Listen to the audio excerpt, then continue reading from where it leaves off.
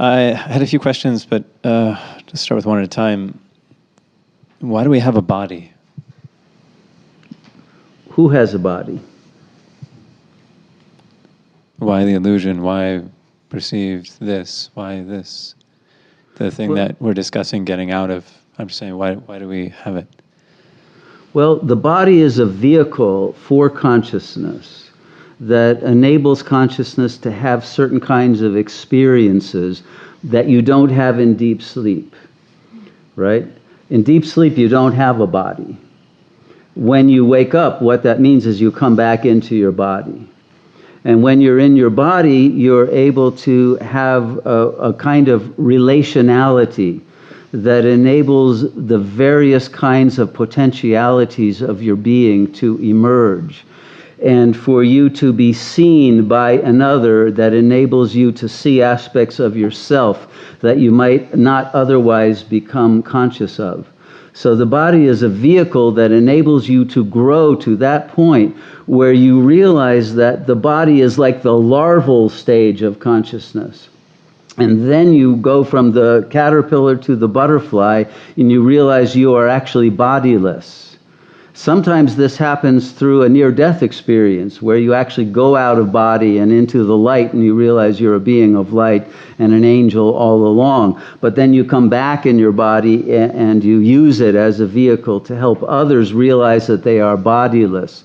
So it's part of the growth. The whole world is kind of a school, a spiritual school, and the body enables us to have the education that then enables us to live in a bodiless state as the whole infinite unified field of consciousness that is bodiless. And then we learn that the body is a dream body. So in the same way you have a body at night, if you have a dream, it's a different body. And that body will go through different kinds of experiences that are guided by a different level of intelligence. And you can eventually get to that state where you are comfortable in the bodiless presence that is completely egoless. So there's a constant growth process to higher and more expanded states of consciousness that eventually will let go of the anchor of identification with the body and achieve total liberation. Great, thank you. Mm-hmm. What is the purpose of the ego then in this construct? Why do we even have it? Because without the ego, you would not be able to adapt to society. That's basically what the role of the ego is. It's to tell you who you are in relationship to this phenomenal plane.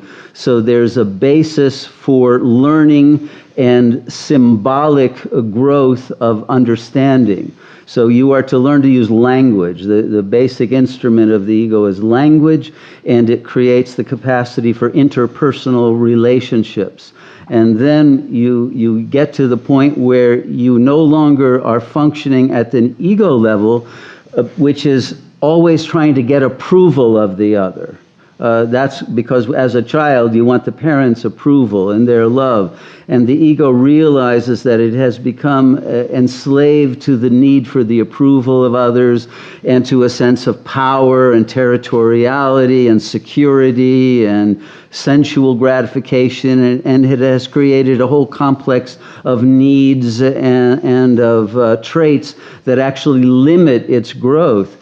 And even the symbolic capacity that leads to your ability to understand abstract thought, logic, mathematics, science, philosophy, metaphysics, all of that. Eventually you outgrow even that and you realize, where did all of those concepts come from? That there's a higher level of intelligence. And you grow from the ego level to the soul level, and then even beyond the soul level to the pure spirit. So again, it's all part of a growth process in which the ego is the seed, and then the seed grows into the tree, and then the tree finally gives the fruit of this tree of life, which is eternal, infinite consciousness. So if we're starting from that state of divinity and soul and eternal consciousness, what is the purpose in coming back to this state to go through this process? Well, we come from it, but not consciously. Okay, when we first come down, there's a spontaneous understanding, but it hasn't yet been fully grokked consciously. So we are going from a state of purity, but an unconscious one, like a child may have an innocence and a joy that will be lost once the ego is installed. But that joy was not sustainable because it was still in ignorance of the true nature of reality.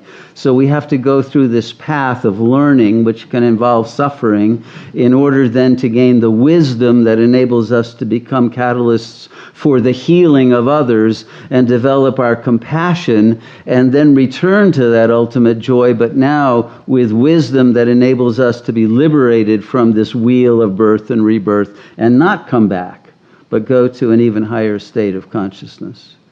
So again, it's all part of a process of elevation until we reach that state of the absolute.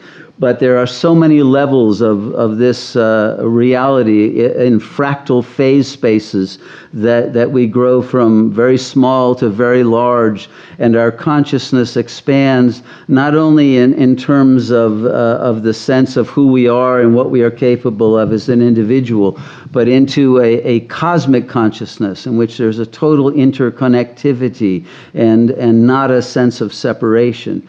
And we grow from even out of the cosmos into the multiverse, into levels of awareness that are so far beyond the human level of imagination that it's too awesome even to be able to render into language. But it's that state of growing into an infinity of infinities is what's underway, and we are in the midst of it, but there is an infinite way to go. And it is more and more awesome and glorious and joyous as we gain the intelligence to recognize the perfection of it all, and that there really is no suffering and there is no world. It's all part of the creative imagination of the one self. And the more that we realize that, the more that we merge into that infinite intelligence, and there's just a sense of infinite gratitude and love